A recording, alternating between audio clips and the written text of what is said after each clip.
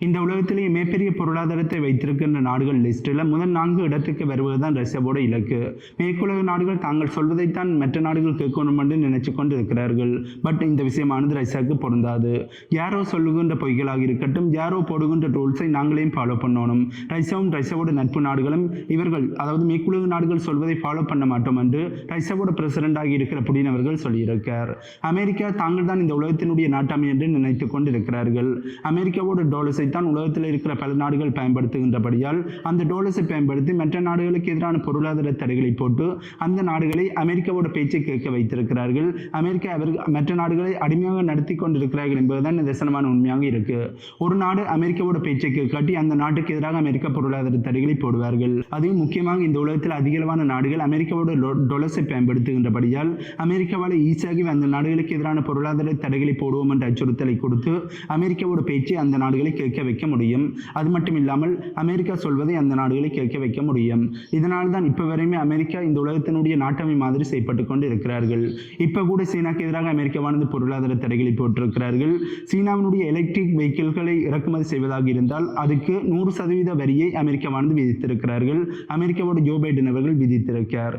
இப்படி அமெரிக்காவானது மற்ற நாடுகளையும் வளர விட மாட்டார்கள். அதுவும் அமெரிக்காவுக்கு போட்டியாக வளர விட மாட்டார்கள். அப்படி வளர்ந்தார்கள் என்றால் அந்த நாட்டுக்கு எதிராக ஏதாவது ஒரு காரணத்தை சொல்லி பொருளாதார தடைகளை போடுவார்கள். இப்போது அமெரிக்காவுக்கும் சீனாக்கும் இடையில தான் அடுத்த வல்லரசு யார் என்ற போட்டியானது போய்கொண்டிருக்கு.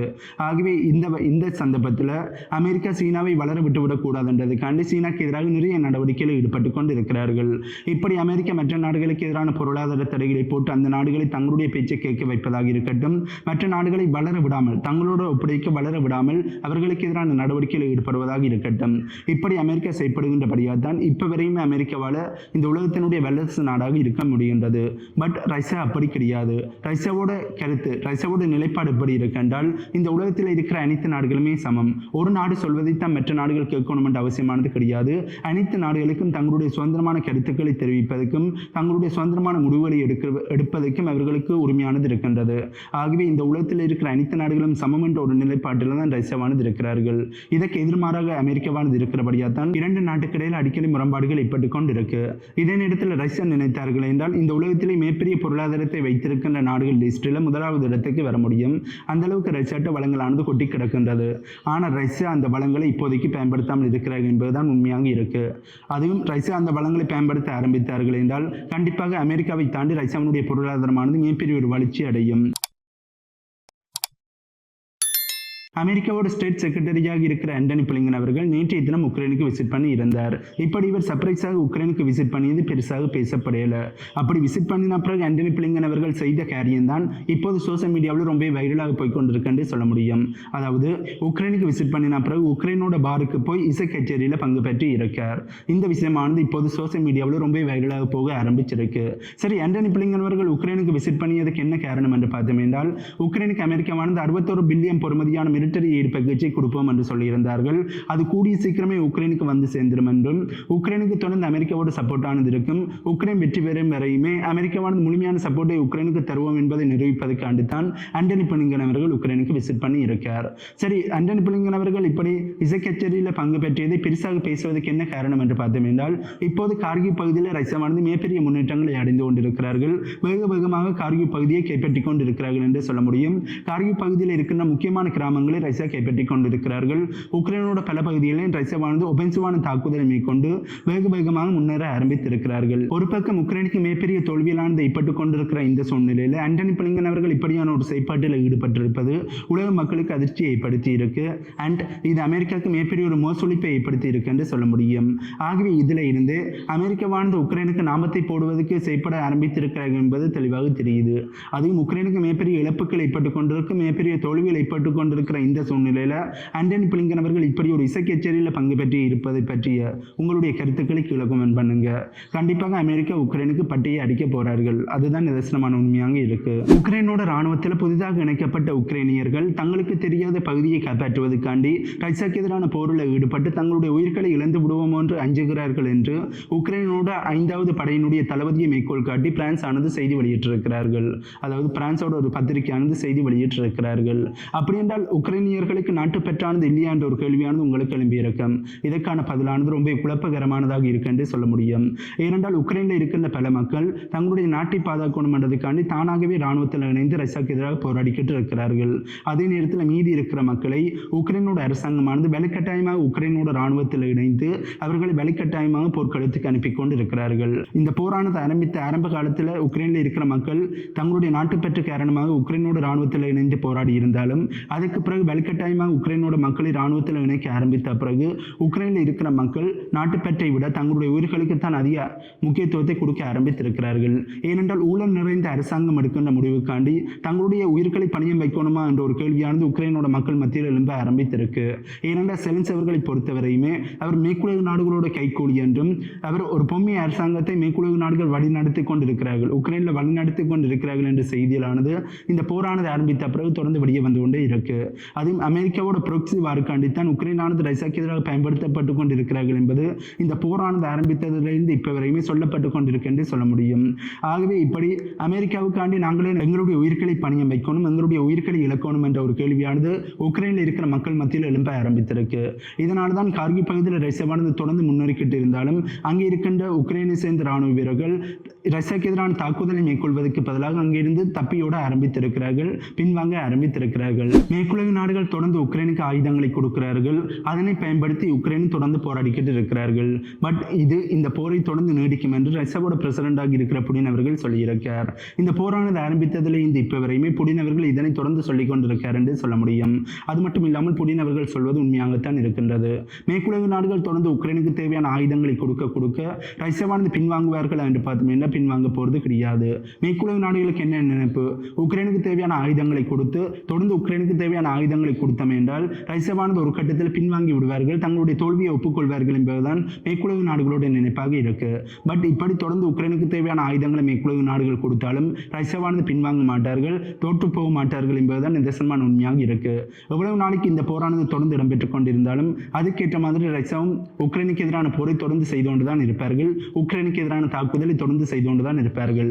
ஏனென்றால் ரஷ்யா தங்களுடைய ஆயுத உற்பத்திகளை பல மடங்கு அதிகப்படுத்தி இருக்கிறார்கள், உச்சகட்டத்தில் தங்களுடைய ஆயுதங்களை உற்பத்தி செய்ய ஆரம்பித்திருக்கிறார்கள்.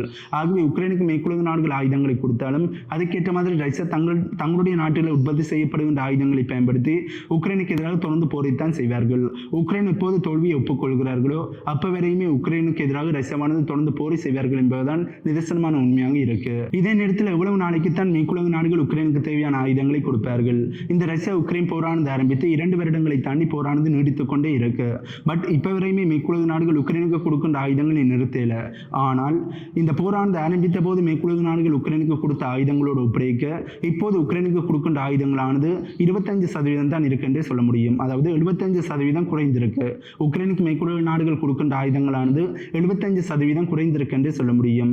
இப்போதுதான் கன நாளைக்கு பிறகுதான் இப்போது அமெரிக்காவானது உக்ரைனுக்கு 61 பில்லியன் பொறுமதியான மிலிட்டரி எய்ட் பேக்கேஜை கொடுப்போம் என்று சொல்லியிருந்தார்கள். அதையும் நிறைய மாதங்களுக்கு பிறகுதான் அமெரிக்கா இந்த அனௌன்ஸ்மெண்டை கொடுத்திருக்கிறார்கள்.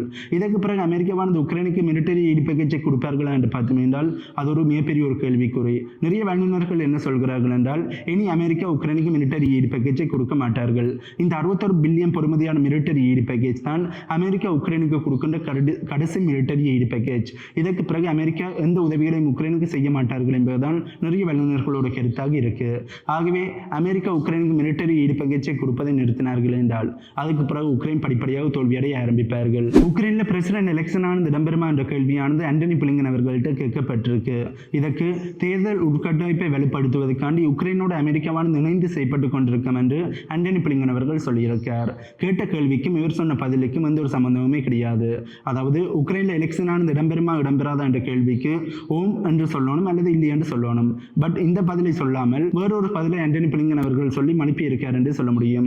அப்படி என்றால் உக்ரைனில் பிரசிடென்ட் எலெக்ஷனானது இடம்பெறுமா என்று பார்த்தோம் என்றால் அது நடக்கக்கூடிய வாய்ப்புகள் இல்லை என்பதுதான் நிறைய வல்லுநர்களோட கருத்தாக இருக்கு. இந்த மே மாதத்தோட செலன்ஸ்கி அவர்களோட பதவி காலமானது முடிகின்றது.